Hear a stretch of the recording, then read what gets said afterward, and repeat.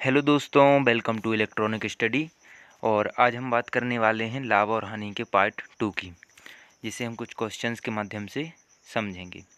आइए स्टार्ट करते हैं।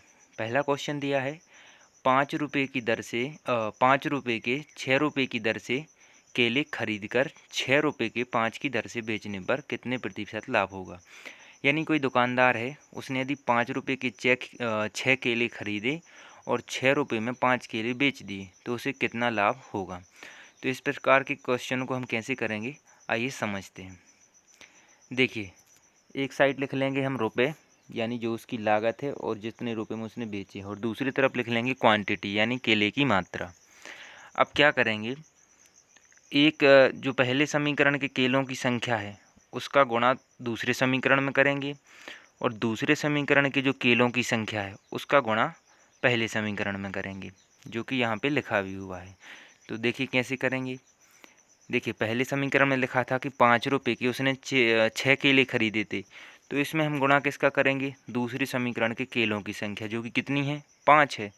तो 5 का गुणा कर देंगे हम पहले समीकरण में, और दूसरे समीकरण में क्या करेंगे, पहले समीकरण के केलों की संख्या जो कि 6 है का गुणा कर देंगे। तो गुणा करिए, 5 का 5 में किया तो 25 आया, 5 का 6 में किया तो 30 आया। दूसरी तरफ देखिए, 6 का 6 में गुणा किया तो 36 आया, 6 का 5 में किया तो 6 पंचे 30 आया। अब यहाँ पे देखिए, 25 रुपये के उसने 30 खरीदे और 36 रुपये के 30 बेच दिए। तो देखिए यहाँ पे क्वांटिटी सेम हो गई, और रुपए भी हमें पता चल गया कि 25 के खरीदे थे और 36 के बिक रहे। तो 36 और 25 में अंतर कितने का आया, 11 का, यानी उसे 11 रुपये का फ़ायदा हुआ। कितने पर हुआ, 25 पर हुआ, क्योंकि 25 उसने लागत लगाई थी। तो 11/25 गुणित 100, परसेंटेज के लिए 100 से गुणा कर देते हैं, तो 25 चौके 100 हो जाएंगे, और 11 गुणित 4 मतलब 44% का उसे लाभ हो जाएगा। आगे से और करेंगे, आपको इजी लगने लगेगा, ठीक है ना। सेकंड क्वेश्चन लेते हैं। कबीर ने 10 रुपये में 11 की दर से पेंसिल खरीदी, वह 11 रुपये में 10 की दर से इन्हें बेच देता है, तो उसको कितने प्रतिशत लाभ या हानि होगी। अब देखिए, 10 रुपये के 11 पेन खरीदे और 11 के 10 बेच दिए, हमने सेम टू सेम इसको लिख लिया। और फिर क्या किया, पेंसिलों की मात्रा है जो, उसमें जैसे पहले समीकरण में हम दूसरे वाले का गुणा कर देंगे और दूसरे में पहले का, यानी दूसरे समीकरण के जो 10 पेन की संख्या है उसका हम समीकरण 1 में गुणा करेंगे। तो देखिए, 10 धाम 100 हो जाएगा, और 10 11 110 हो जाएगा, और दूसरे वाले में पहले का गुणा कर देंगे, यानी 11 का गुणा 11 में और 10 में कर देंगे। तो 11 11 121, और 11 धाम 110।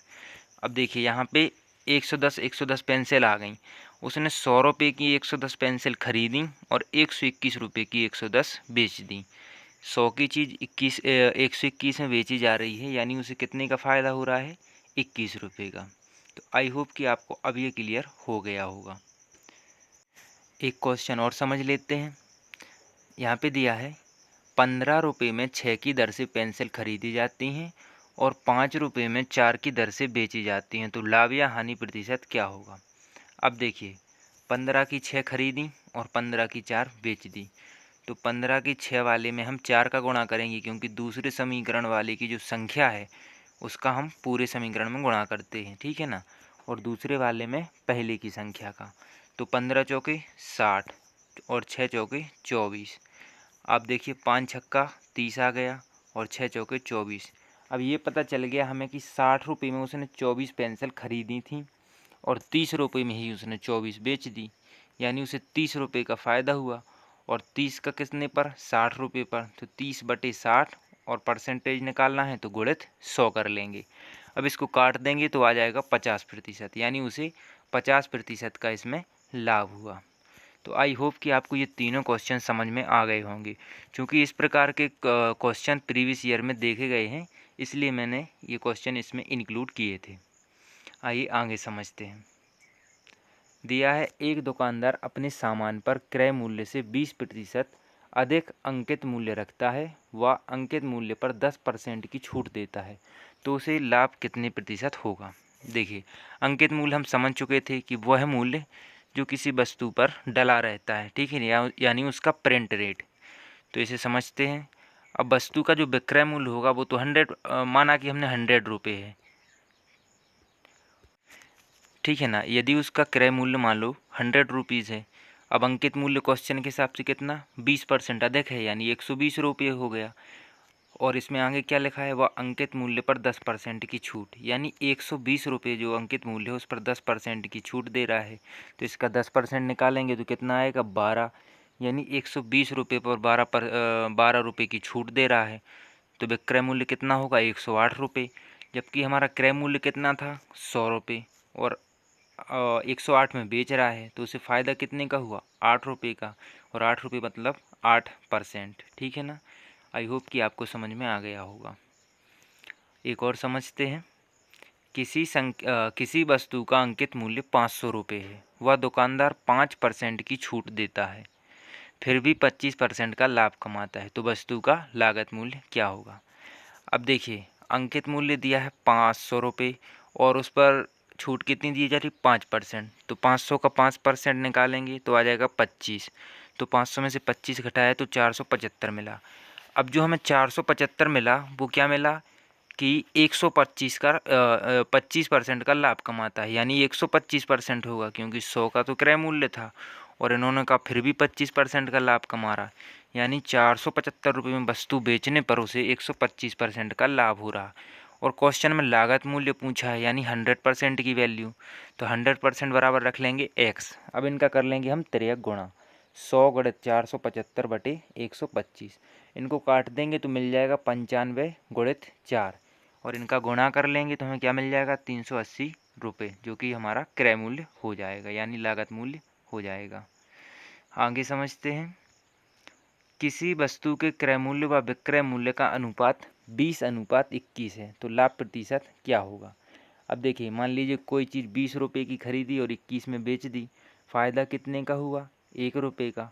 अब 1 रुपये जो है वो कितनी प्रतिशत है, तो उसके लिए हम क्या करेंगे 1/20, यानी लागत मूल्य 1/20 गुणित 100, तो 20 पंचे 100, यानी 5% का उसे लाभ हो रहा है। आगे बढ़ते हैं। एक 7वां क्वेश्चन है, 40 वस्तुओं का लागत मूल्य 25 वस्तुओं की विक्रय मूल्य के बराबर है, तो लाभ का प्रतिशत क्या होगा। अब देखिए, सबसे पहले तो आप एक बात याद रखिएगा कि जब भी वस्तु से वस्तु की तुलना की जा रही हो तो हम उसकी तुलना सेलिंग प्राइस यानी विक्रय मूल्य से करेंगे, ठीक है ना। सिर्फ वस्तु और वस्तु की तुलना में हम उसकी तुलना किससे करेंगे, विक्रय मूल्य से। कैसे, आइए समझते हैं। देखिए, कॉस्ट प्राइस यानी क्रय मूल्य माना हमने 40 वस्तुओं पर उसने लागत लगाई, और जितना उसे लाभ हो रहा है वो कितने पर हो रहा है 25 वस्तुओं पर, तो दोनों का अंतर क्या है 15 वस्तुएं, यानी उसको इस पूरे लेन देन में 15 वस्तुओं का फ़ायदा हो रहा है। अब 15 का फ़ायदा हो रहा है कितने पर, अभी तक हम निकालते थे क्रय मूल्य पर, क्योंकि वो हमें पैसों की बात होती थी, लेकिन यहाँ वस्तु से वस्तु की बात हुई है तो हम विक्रय मूल्य से निकालेंगे, यानी 15/25 गुणित 100। अब 25 चौके 100 हो जाएगा और 15 चौके 60, यानी उसे 60% का लाभ हो रहा है। एक और क्वेश्चन ले लेते हैं। दिया है 15 वस्तुओं का लागत मूल्य 12 वस्तुओं के विक्रय मूल्य के बराबर है, तो लाभ का प्रतिशत क्या होगा। इसमें भी हम वही करेंगे। देखिए, क्रय मूल्य यानी वस्तुओं की संख्या क्या है 15 है, और विक्रय मूल्य यानी बेची जा रही वस्तुओं का विक्रय मूल्य होगा 12। दोनों का अंतर 3, यानी 3 का उसको पूरे लेन देन में प्रॉफिट हो रहा है। और कितने पर हो रहा है 12 वस्तुएं बेचने पर, यानी 3/12 गुणित 100। अब 30 चौके 12 और 4 से 100 कटेगा 25 बार, यानी उसे 25% का क्या हो रहा है प्रॉफिट हो रहा है। बस एक चीज़ आप याद रखिएगा, जब वस्तु से वस्तु की तुलना की जाए तो उसे हम कंपेयर करते हैं विक्रय मूल्य से, ठीक है ना, क्रय मूल्य से नहीं करते हैं। आगे बढ़ते हैं। किसी वस्तु के क्रय मूल्य का 60% उसके विक्रय मूल्य के 50% के बराबर है, तो क्रय मूल्य पर लाभ या हानि का प्रतिशत ज्ञात कीजिए।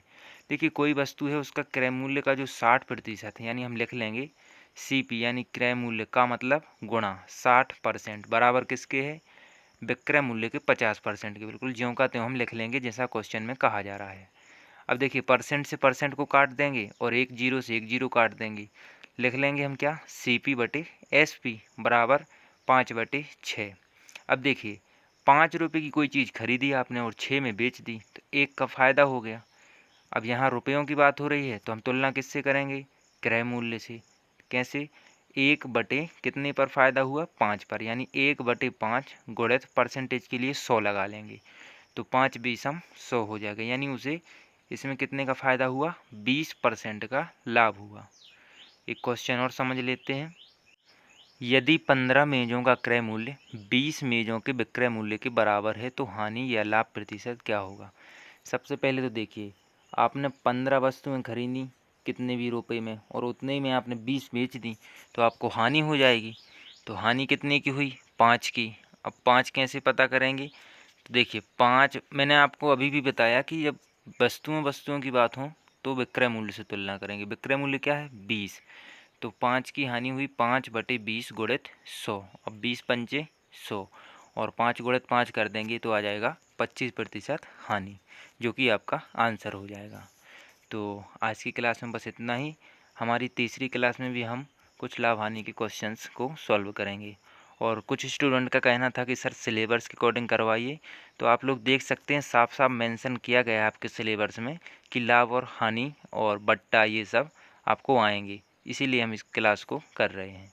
तो जुड़े रहिए इलेक्ट्रॉनिक स्टडी के साथ। बहुत बहुत धन्यवाद आप सभी का।